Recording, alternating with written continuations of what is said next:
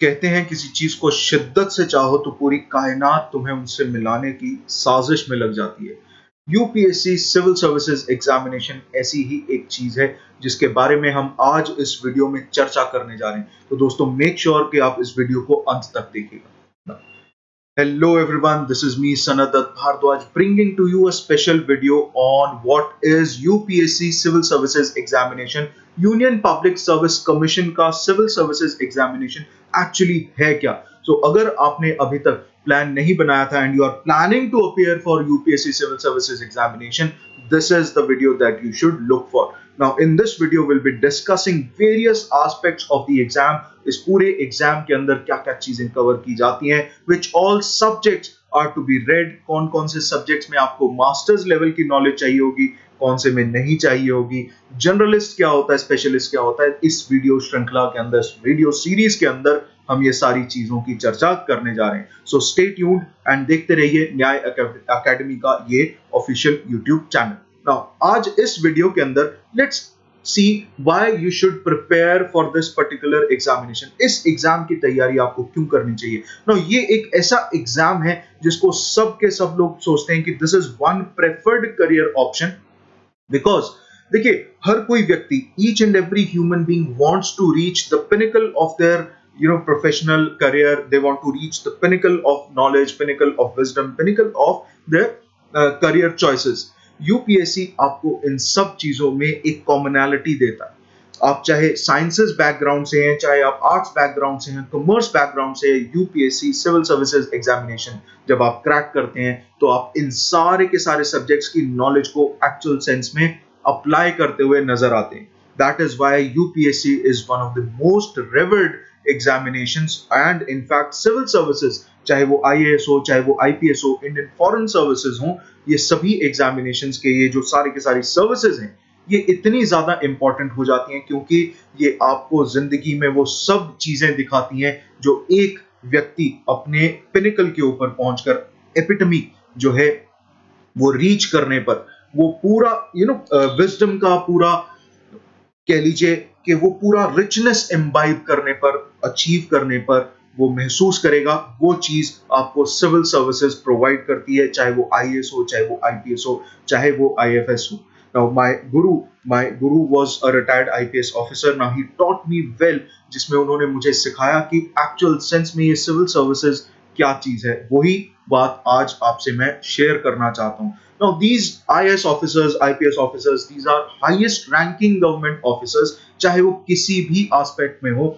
आप एग्जीक्यूटिव का एक ऐसा एग्जीक्यूटिंग लिम्ब बन जाते हैं जहां आप हर एक पॉलिसी को डिजाइन भी कर रहे हो सकते हैं या आप उसे इंप्लीमेंट कर रहे हो सकते हैं। And because of delegated legislation of being a thing, क्योंकि डेलीगेटेड लेजिस्लेशन एक चीज है जो भारत में एग्जिस्ट करती है, उसके प्रोज एंड कॉन्स हम अलग से देखेंगे।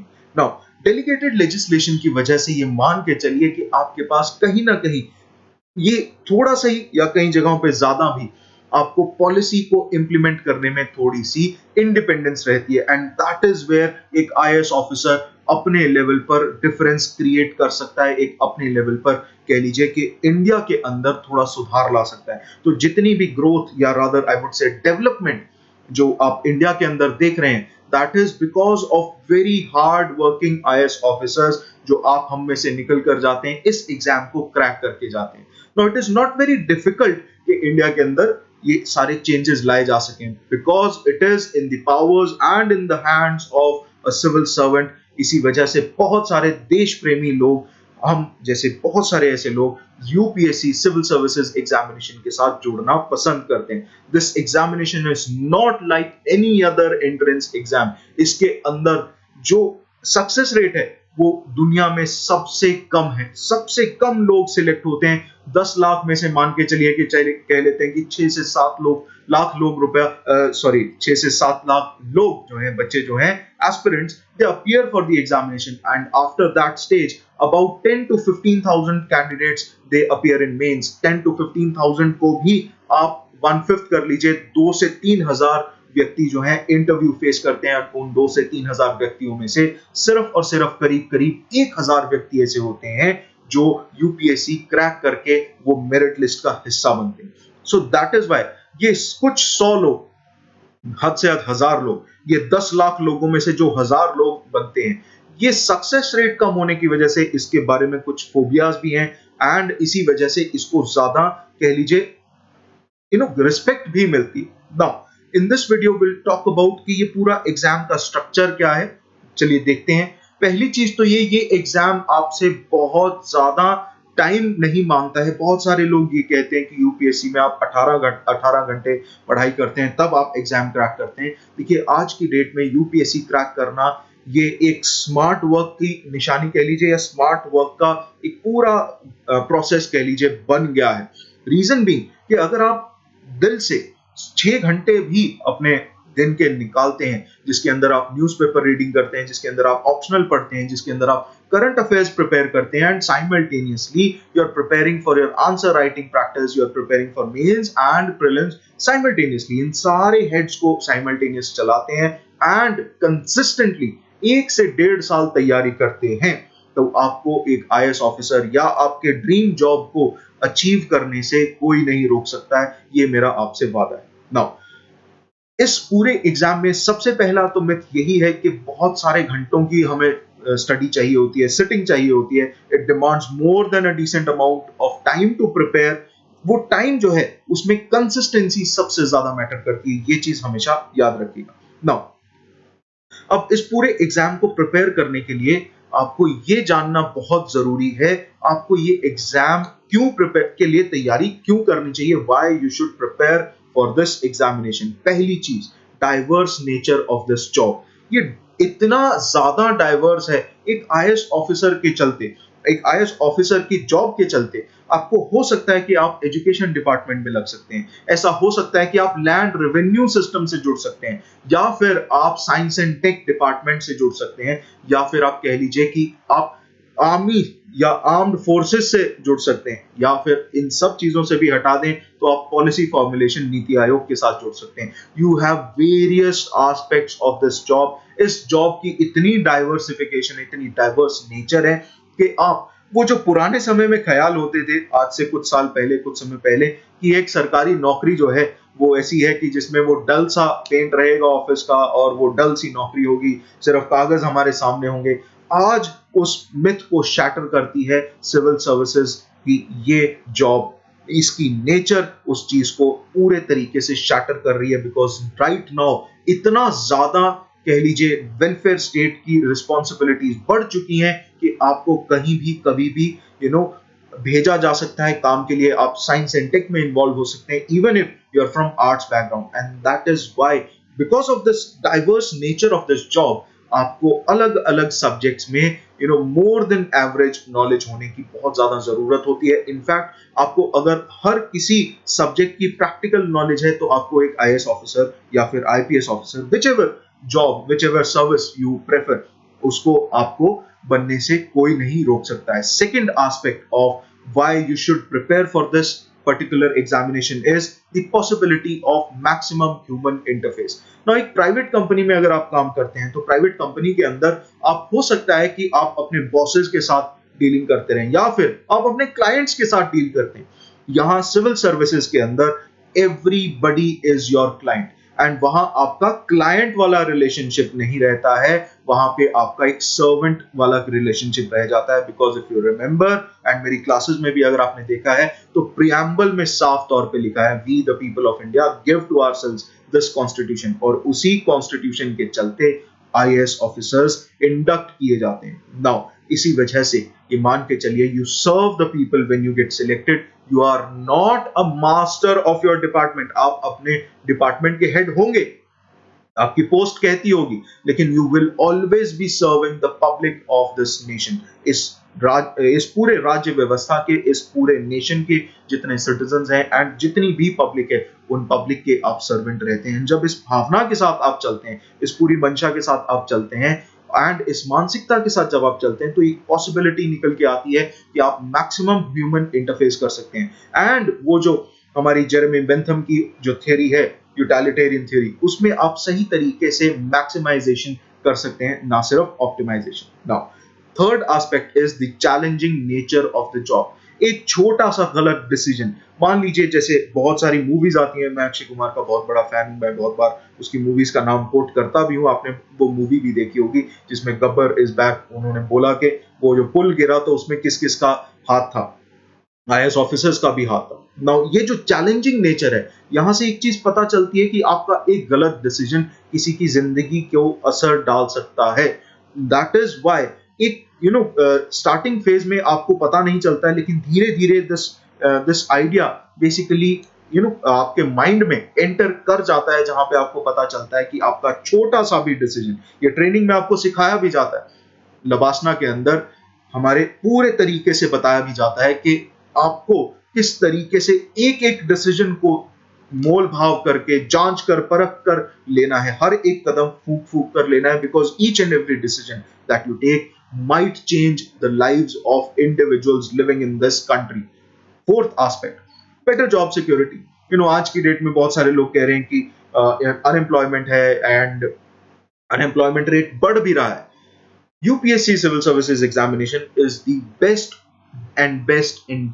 of government service that you can enter. बहुत सारे लोग SSC की तैयारी करते हैं because they want quick results. No offense to the examination, लेकिन बहुत सारे लोग ऐसा चाहते हैं जब उन्हें लगता है कि नहीं, they deserve a far better position, then they decide to go for UPSC Civil Services Examination. तो इसके अंदर बेटर जॉब सिक्योरिटी है, हद से हद आपका तबादला हो सकता है, आपका ट्रांसफर हो सकता है, एंड ऐसे बहुत सारे एग्जांपल्स हैं आईएएस ऑफिसर्स के जहां पे उनका तबादला होता रहता है, साल में 2 बार भी होता है। इसके ऊपर कह लीजिए कि हमारे सुप्रीम कोर्ट ने एक जजमेंट भी पास की थी, उस जजमेंट का भी हम किसी दिन ब्यौरा करेंगे, उसको ध्यान से देखेंगे। Now this is one aspect जो हमारा रुझान यूपीएससी सिविल सर्विसेज एग्जामिनेशन की तरफ बढ़ा देता है। Now this is an opportunity to serve the people, to serve the public, contribute in the betterment of the society in the direct sense possible, most direct sense possible, and in fact leaving a mark of your work.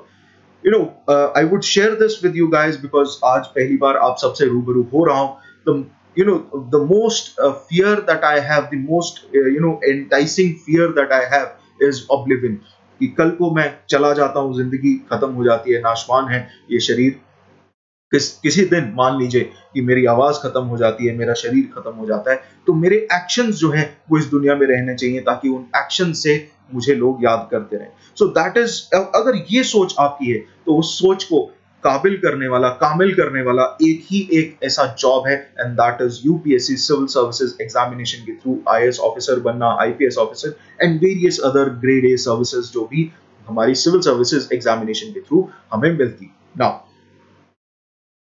Can you give this exam? क्या आप इस exam को दे सकते हैं? Can you write this exam? Yes, of course you can, अगर आपकी उम्र 21 साल से ऊपर है।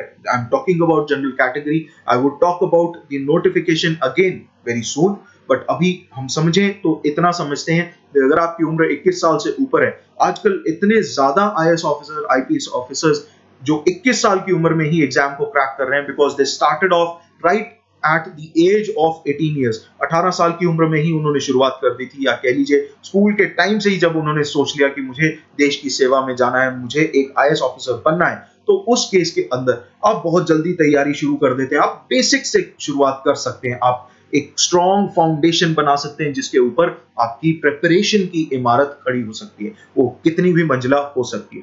Now if you are 21 years of age and if you are below the age of 32 years, you can definitely appear for this exam। अगर आप एक ग्रेजुएट हैं, किसी भी स्ट्रीम के अंदर कोई भी मिनिमम मार्क्स स्पेसिफाई नहीं कर रखे हैं, and that is the reason behind this eligibility criteria is कि हमें भेदभाव नहीं करना है। अगर आप पुराने समय की बात करें, 1947 से पहले जब Indian civil services ICS exist करता था ब्रिटिश गवर्नमेंट के अंदर, उस समय ये मान के चलिए इंडियंस को कोवेनेंटेड सिविल सर्विसेज में इंक्लूड करना थोड़ा सा मुश्किल किया हुआ था, and in fact covenanted civil services में इंडियंस को इन्वॉल्व किया ही नहीं जाता था, बहुत समय तक यही चलता रहा। नाउ आप इस एग्जाम को दे सकते हैं, ये डिसाइड हो गया।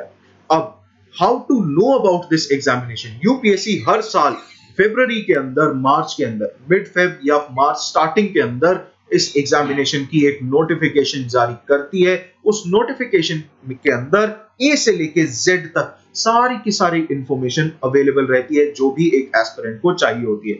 उसके अंदर डेट ऑफ एग्जामिनेशन होता है, डेट ऑफ प्रिलिमिनरी एग्जामिनेशन होता है, tentative date for mains examination होता है, एंड उसी के साथ साथ आपको सारा का सारा syllabus word to word expanded form में अवेलेबल रहता है। आपको ऑप्शनल सब्जेक्ट्स की जो लिस्ट है जिसमें से आप एक ऑप्शनल सब्जेक्ट चूज कर सकते हैं वो भी इसी नोटिफिकेशन के जरिए आप देख सकते हैं। The same should also be available on UPSC की official website, that is www.upsc.gov.in।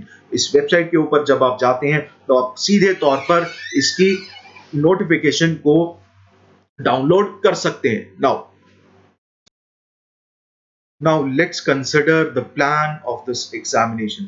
आज इस एग्जाम का क्या प्लान है, प्लान ऑफ एक्शन क्या भी रहना चाहिए इसकी तैयारी के लिए, ये भी हम चर्चा करते हैं। तो वेरी फर्स्ट थिंग, सबसे पहला चीज आपको जो इसके लिए तैयारी करनी होती है that is civil services preliminary examination. एक ऑब्जेक्टिव टाइप पेपर होता है जिसके अंदर दो एग्जाम्स होंगे आपके, paper 1 general studies paper 1 and general studies paper 2।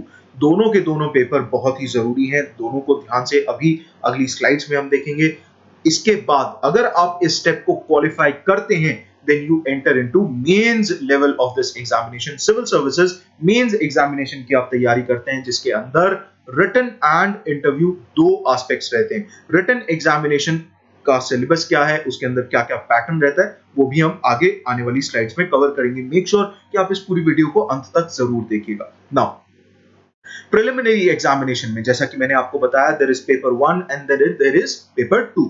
तो पेपर 1 के अंदर आपको जनरल स्टडीज पूछी जाती है जिसके अंदर history, polity, economics, IR, geography, current affairs, every subject that you can think of. Science and technology, मेरी अपनी फील्ड साइंस एंड टेक्नोलॉजी है। I have been an engineer for quite some time now ऐसे में paper 1 जो है वो सारी की सारी जनरल स्टडीज जो आप कह लीजिए मेंस में जितने भी सब्जेक्ट्स होते हैं उसको ऐसे निचोड़ के दबाकर आपसे सवाल पूछा जाता है। एक जर्नलिस्ट के तौर पे सवाल पूछा जाता है। एक्सपर्ट लेवल पर नहीं जाते हैं लेकिन हाँ अबव एवरेज लेवल पर जरूर जाते हैं।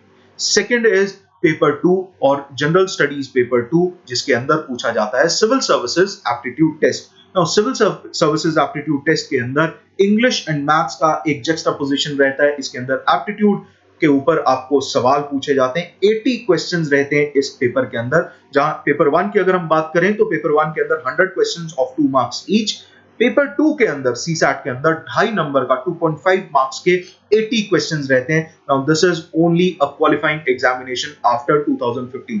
2015 के बाद से this exam paper 2 has been qualifying. Reason being के एक प्रोटेस्ट हुआ था जिसकी वजह से इस पेपर को, because this paper was favouring those candidates जो इंग्लिश स्पीकिंग स्टेट से आते हैं या फिर कह लीजिए कि मैथ्स बैकग्राउंड से हैं या साइंस बैकग्राउंड से हैं, उनको थोड़ा फेवर करता था। दैट इज वन रीजन जिसकी वजह से प्रोटेस्ट हुए and this was discriminatory. That is why इसको सिर्फ और सिर्फ क्वालिफाइंग कर दिया गया है। Now if you qualify this exam only then your paper 1 is checked and उसके बाद आप क्वालिफाइंग लिस्ट के अंदर अपने नाम को देख पाते हैं, अपने रोल नंबर को ये चेक कर पाते हैं यूपीएससी की वेबसाइट के ऊपर whether or not you have qualified this examination. Now let's talk about mains aspect of this paper. Mains के अंदर आपको क्या-क्या सिलेबस देखना होगा। The very first paper is basically history and geography. History और ज्योग्राफी के ऊपर बेस्ड है पेपर 1। सिविल सर्विसेज के अंदर जनरल स्टडीज पेपर 1 इसको हम बोलते हैं या GS1 we talk about it in short। अगर हम बात करें तो GS1 बोल देते हैं। तो GS1 के अंदर क्या क्या चीजें हैं? सबसे पहली चीज history of India and Indian national movement. तो हिस्ट्री ऑफ इंडिया के अंदर एंशिएंट हिस्ट्री भी आ जाती है।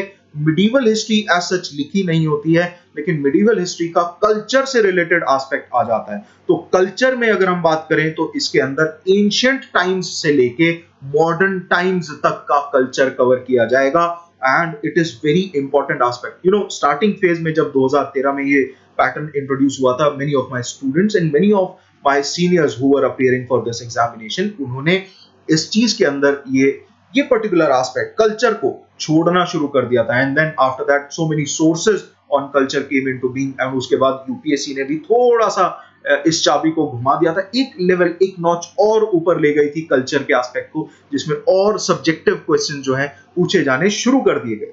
नाउ हिस्ट्री में सबसे पहली चीज हो गई हमारी culture, ancient to modern times. Second aspect is history के अंदर Indian national movement. Indian national movement के अंदर 1857 के आसपास से लेके एंड 1947 तक के इवेंट्स कैसे अनफॉल्व होते हैं, वो सारी चीजें तो पूछी जाती ही हैं, लेकिन as a teacher I would recommend कि आप इस एस्पेक्ट के अंदर 1600 से शुरुआत जरूर कीजिएगा, रादर 1598 के आसपास से शुरुआत कीजिएगा, जहां पे वर्ल्ड हिस्ट्री को इंडिया की हिस्ट्री के साथ लिंक करते हुए and then you should move on in Indian national movement वाला फेज।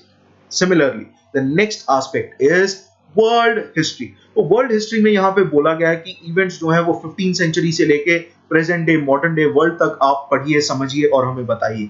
वो मेंस में सब्जेक्टिव आंसर्स में आप लिखिए, लेकिन मेरी रिकमेंडेशन, मेरी ये राय रहती है बच्चों को that you should start preparing for world history from renaissance period, जिसको आप रेनाइसेंस भी बोल देते हैं गलती से। तो वो रेनेसां पीरियड से अगर आप वर्ल्ड हिस्ट्री को पढ़ना शुरू करते हैं, that is the right stage. इसके बाद आता है geography of India and the world. India की ज्योग्राफी पूरे के पूरे एस्पेक्ट्स, सारी की सारी चीजें जो हैं वो कवर करनी होगी। लेट्स स्लाइड थोड़ा गलत खोली हुई थी, मैं आपको मेंस की स्लाइड तक ले चलता हूं। नाउ पहली चीज, ज्योग्राफी में आप Indian physical geography, Indian human geography, economic geography, ये सारे एस्पेक्ट्स कवर करेंगे and similar aspects you will have to cover for world geography as well. Now this one paper, GS1 paper, along with GS2, GS3, GS4 papers, each and every paper except languages paper, her paper mains के अंदर 250 number का रहता है। GS1 is for 250 marks, जिसके अंदर आपने अलग अलग तरीके की हिस्ट्री पढ़ी, कल्चर देखा, ज्योग्राफी देखी, इसी के साथ आपने सोसाइटी के बारे में पढ़ाई की। सोसाइटी में particularly women in the society, उनका क्या रोल रहा है, एंशिएंट टाइम्स, मिडिवल टाइम्स, कैसे एवोल्यूशन हुआ है फेमिनिज्म का, ये सारे एस्पेक्ट्स कवर होते हैं पेपर 1 के इस एरिया के अंदर।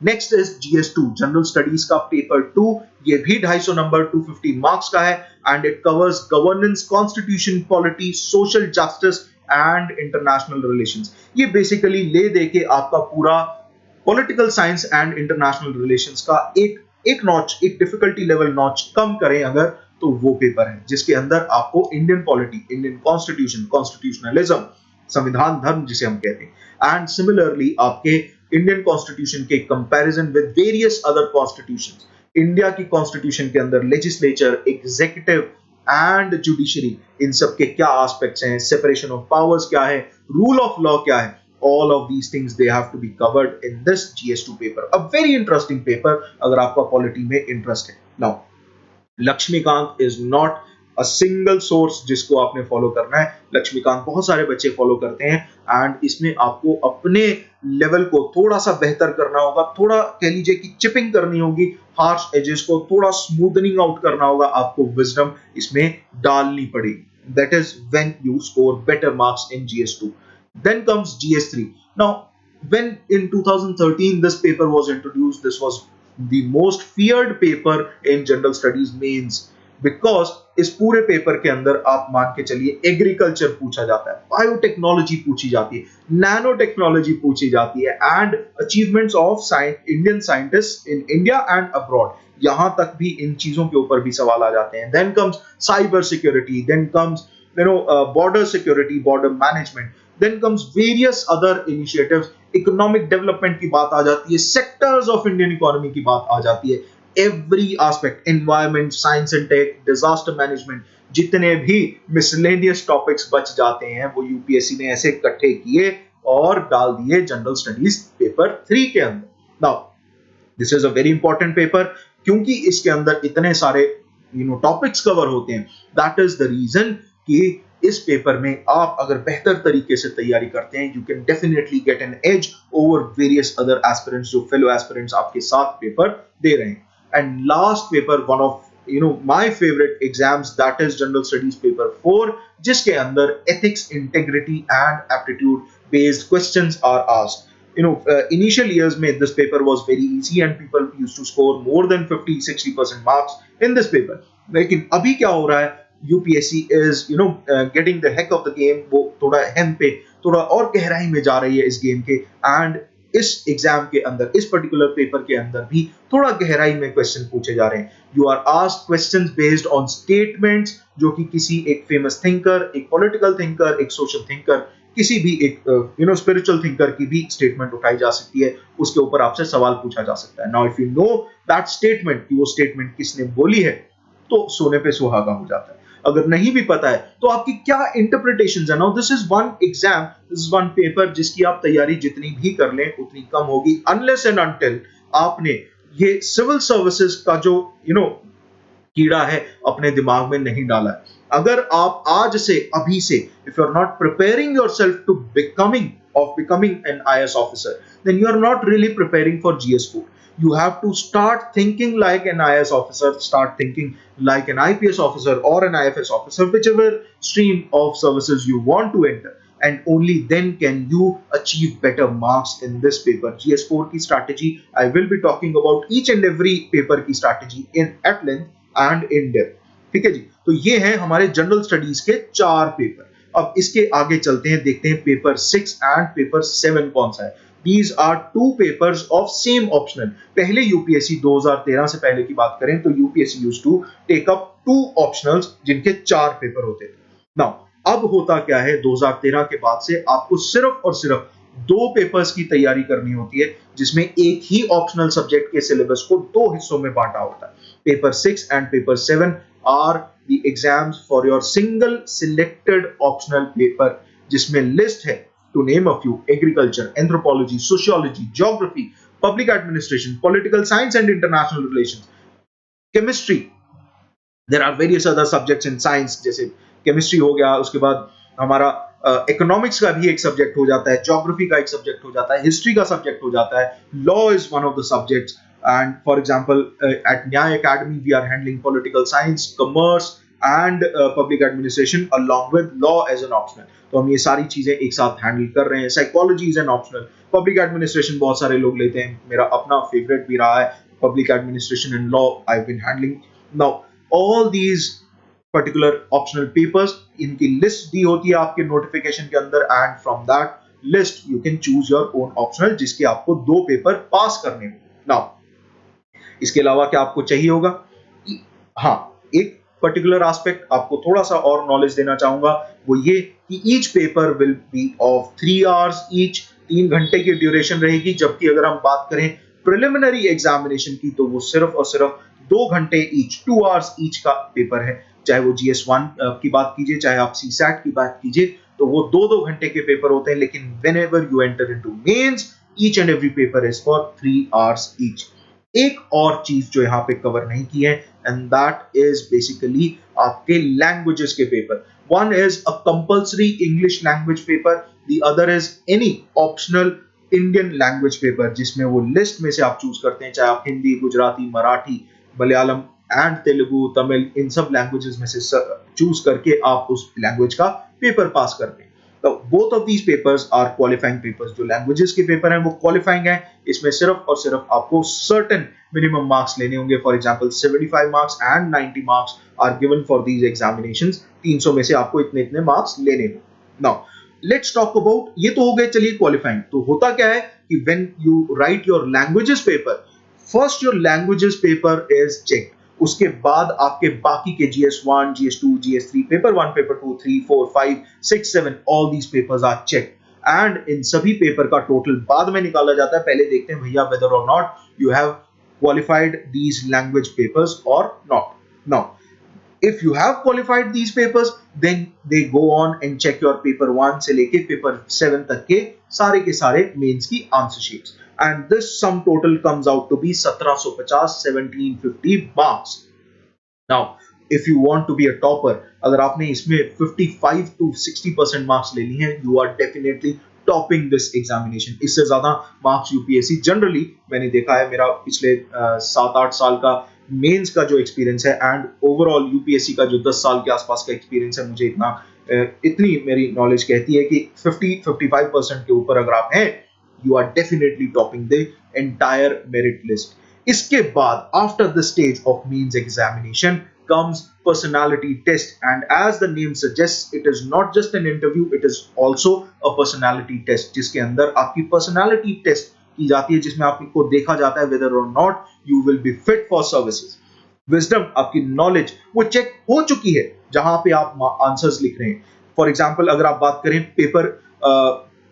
पेपर्स की जो मेंस के अंदर होते हैं, उसमें एस्से की अगर आप बात करें तो 250 नंबर का एस्से का पेपर जिसमें आप 2 एस्सेज लिखते हैं, उस एस्से के पेपर में आपकी नॉलेज, आपकी विजडम, वो सारी की सारी चीजें, आपकी साइकोलॉजी पूरी टेस्ट हो जाती है when you are writing an essay. Now when you enter personality test, it is then they test you in person, आपकी पर्सनालिटी, आपकी साइकी, आपकी साइकोलॉजी टेस्ट करते हैं कि आप इतने हार्श एनवायरनमेंट्स में क्या रह पाएंगे, क्या आप जॉब के साथ जस्टिस कर पाएंगे। तो ये सारे एस्पेक्ट्स चेक होते हैं आपके पर्सनालिटी टेस्ट में, जिसको आप इंटरव्यू कहते हैं। एंड इसका पूरा स्कीम रहती है, इसके मार्क्स रहते हैं 275 मार्क्स। एंड इसका अगर आप सम टोटल करते हैं, there is a grand total of 2025 marks, जिसके अंदर आपके टोटल मार्क्स कैलकुलेट होने के बाद मेरिट लिस्ट प्रिपेयर होती है। And that is how you basically become an IS officer or various other officers in various other services. So if you're interested in giving this exam लेकिन confused हैं कि कहां से शुरुआत करनी चाहिए, मेरी ये आदत है, मैं अपने स्टूडेंट्स को हमेशा कहता हूं, हमारे YouTube चैनल के ऊपर भी आप देखेंगे we are covering daily basis पे Hindu editorial analysis, important editorials की डिस्कशन हम कर रहे हैं। Now if you are following that is where you start. कभी भी बीच में अगर आपकी तैयारी छूट जाती है और आप वापस से शुरू करना चाहते हैं, so this is something that will help you get back into the game. So always remember कि हिंदू एडिटोरियल एनालिसिस या फिर आप कोई भी अगर न्यूज़पेपर पढ़ते हैं, चाहे आप अगर स्टेट सर्विसेज की बात करें तो you might be reading Tribune for Punjab और Haryana, and similarly if you are preparing for UPSC you might pick up Indian Express. So whichever newspaper you are picking up, उसका हिंदू एडिटोरियल एनालिसिस एंड उसके notes prepare करना for current affairs as well. That is where you start, you pick up your examination preparation, and this is one single most important step that you can take up. Now apart from that, I suggest and recommend कि आप तैयारी की शुरुआत कीजिए लक्ष्मीकांत के साथ। लक्ष्मीकांत आपका interest develop करती है, लक्ष्मीकांत आपको इन्वॉल्व करती है एज अ रीडर, एंड धीरे धीरे से आप यूपीएससी की तैयारी को वापस से अपनी गेम में इंक्लूड कर पाते हैं। Now if you pick up history in particular, तो हिस्ट्री में आपको मल्टीपल रीडिंग चाहिए होती है, लेकिन लॉजिक के ऊपर बेस्ड होता है थोड़ा पॉलिटी। लक्ष्मीकांत अगर आप फॉलो करते हैं, it is a very easy book. उस बुक को अभी तक अगर मैं बोलूं तो कम से कम 50 बार पढ़ चुका हूं, कम से कम 10 बार पढ़ा चुका हूं। तो आपको I would recommend that you should start reading from Laxmikanth, क्योंकि जब भी आप लक्ष्मीकांत को दोबारा पढ़ते हैं, उसकी रिवीजन करते हैं, तो एक नया पहलू, एक नया एस्पेक्ट निकल कर आता है। And that is why I keep on recommending Laxmikanth. So these are the 2 things जो कि वैसे मैंने लक्ष्मीकांत यहाँ नहीं लिखी है, but personally I would recommend and suggest that you should pick up Laxmikanth as well along with newspaper reading. Now generally newspaper reading के ऊपर बहुत सारे myths होते हैं, बहुत सारे ऐसे issues निकल कर आते हैं जिसमें बच्चे क्या हैं, वो 2 से 2.5 घंटे, 3 घंटे, 4 घंटे भी न्यूज़पेपर के ऊपर खराब कर देते हैं। फॉर मी न्यूज़पेपर को उसमें से निचोड़ निकालना 10 मिनट से ज्यादा की गेम नहीं है। If I am making you read my analysis, तो मैं उसमें ज्यादा समय नहीं लगाता हूं, क्योंकि मुझे पता है मुझे आपको क्या इंपॉर्टेंट एस्पेक्ट्स देने हैं। Now this is the kind of smart work. With in 15-20 minutes आपको न्यूज़पेपर पढ़ना सिखा दूंगा, ताकि आपको कभी भी ये टाइम वेस्ट ना लगे न्यूज़पेपर पढ़ना। आप चुटकी बजाकर न्यूज़पेपर्स को खत्म कर सकें डेली बेसिस पे। मैंने तो महीने महीने के न्यूज़पेपर एक दिन में भी निपटाए, but I would not recommend you कि आप अपने न्यूज़पेपर का जो काम है उसको डिले करें। डेली बेसिस पे न्यूज़पेपर को पढ़ते रहिए, साथ के साथ अपनी तैयारी के चलाते रहिए। Now if you want to know more, you should stay connected with us. And पहली चीज, आपको न्यूज़पेपर कैसे पढ़ना है, जनरल स्टडीज प्रीलिम्स के लिए कैसे तैयार करना है, if you want to prepare for CSAT, what should be your strategy. Similarly, GS 1, 2, 3, 4 mains के, essays के, ऑप्शनल पेपर्स के, particularly if I talk about law optional की स्ट्रैटेजी वीडियो ऑलरेडी अवेलेबल है हमारे चैनल के ऊपर, उसका लिंक मैं डिस्क्रिप्शन के अंदर दे दूंगा। And if you are having issues with your essay writing, तो उसके ऊपर भी मैं डेली बेसिस पे जो वीडियोस अपलोड करता हूं, तो उन वीडियोस के अंदर आपको डेफिनेटली एसे से रिलेटेड बहुत सारी बातें, बहुत सारे नुक्ते बताता हूं। एसे से रिलेटेड मेरी एक अलग से सीरीज श्रृंखला भी चलेगी। I would suggest and recommend that you should keep following us on YouTube as well as we have a channel on Telegram as well. हमारा फेसबुक के ऊपर भी एक पेज है. टू मेक श्योर कि आप फेसबुक के ऊपर भी जाएं. वहां पे हम UPSC bytes and law bytes बहुत सारी चीजें अपलोड करते हैं. सो मेक श्योर आप Facebook and YouTube and Telegram सब जगह पे हमारे साथ कनेक्टेड रहिए. We are going to deliver the maximum and the best possible जो आप लोगों को आपकी इस यूपीएससी सिविल सर्विसेज एग्जामिनेशन की तैयारी में मदद करने वाला है. Now this is the most fruitful stage of your life. जो तैयारी का फेज है, this preparation stage that you have, this phase of about 1 to 2 years और मे बी मोर, ये इतना इंपॉर्टेंट फेज है कि ये आपकी पर्सनालिटी को होन करता है, उसको इंप्रूव करता है. And this gives you an opportunity to know about yourselves better in a better manner. And similarly आप अपने आप के बारे में तो जानते ही हैं, आप पूरी दुनिया में जो घटनाएं घट रही हैं उनके पीछे रीजंस एंड लॉजिक को भी समझना शुरू कर देते हैं. And that gives you way out जिसमें आप अपने खुद की स्ट्रेंथ्स एंड वीकनेसेस को असेस कर सकते हैं एंड आपको एक पॉसिबिलिटी निकल कर आती है that you can be a better person. Now UPSC is not the end of the game, it is only a starting stage. ये एक मैच्योरिटी फेज है, ये पीक या पिनिकल नहीं है. ये सिर्फ और सिर्फ एक ऐसा पायदान है, एक ऐसी सीढ़ी है जिसको चढ़ने के बाद आप बेटर तरीके से अपने खुद के पोटेंशियल को अचीव कर सकते हैं. This is something that I keep on teaching people जब वो इंटरव्यूज की तैयारी के लिए मेरे पास आते हैं, चाहे वो जुडिशरी की हो चाहे वो सिविल सर्विसेज की हो. Whenever my students come to me, मैं उनको जरूर ये चीज बताता हूं दैट दिस पर्टिकुलर एग्जाम, ये जब आप इंटरव्यू देते हैं किसी भी एग्जाम का, चाहे वो जुडिशरी का है, चाहे वो यूपीएससी का है, या यूपीएससी के वेरियस अदर एग्जामिनेशन, चाहे वो सीएपीएफ हो, चाहे वो कोई और एग्जाम हो, चाहे वो ईपीएफ हो, वेरियस अदर एग्जाम्स जहां पे इंटरव्यू मैटर करता है, वैसे सब जगह. नाउ ऐसी जगह पे आपको ये समझना होगा this is only a step closer, this is getting you a step closer to your potential. या आपका जो पोटेंशियल है उसको मैक्सिमाइज करने में मदद करेगा. This is not the end of the journey, this is only the beginning. इस चीज को याद रखिएगा. Most of your ideals, your philosophies, your perceptions about government, administration, the world in itself, civil services in itself and yourself as well, ये एक firm stance लेते हैं इस फाउंडेशन पीरियड के दौरान जब आप तैयारी करते हैं. पर्टिकुलरली अगर आप हमारे साथ चलते हैं इस चैनल के साथ तो आपको पता चलेगा कि हम किस तरीके से धीरे धीरे नज करके एक सिविल सर्वेंट का बिहेवियर आप लोगों के अंदर डालने की पूरी चेष्टा और कोशिश करेंगे. Now it's a chance for you to win yourself, to compete with yourself and deliver the best out of yourself. अपने ही पोटेंशियल को मैक्सिमाइज करने का, अपने ही लिमिट्स को पुश करने का, एक्सपैंड करने का एक तरीका है, and that is civil services examination. Now even if you don't want to become an IAS officer, you should definitely prepare for civil services. ये मेरा मानना है. नाउ इस वीडियो को अंत करते हुए एक ही बात बोलूंगा.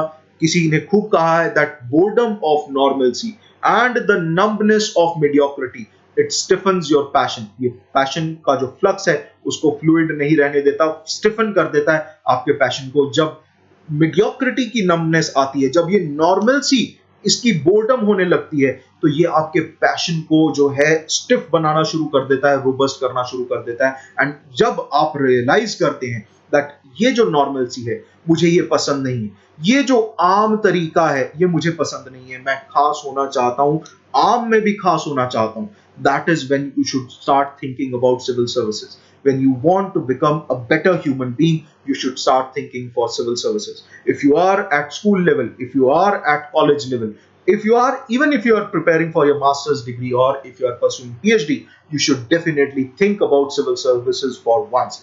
And इस सिविल सर्विसेज की तैयारी आपको क्यों करनी चाहिए, इसके लिए आपको एक और वीडियो के अंदर और थोड़ा गहराई के साथ मैं जरूर बताऊंगा.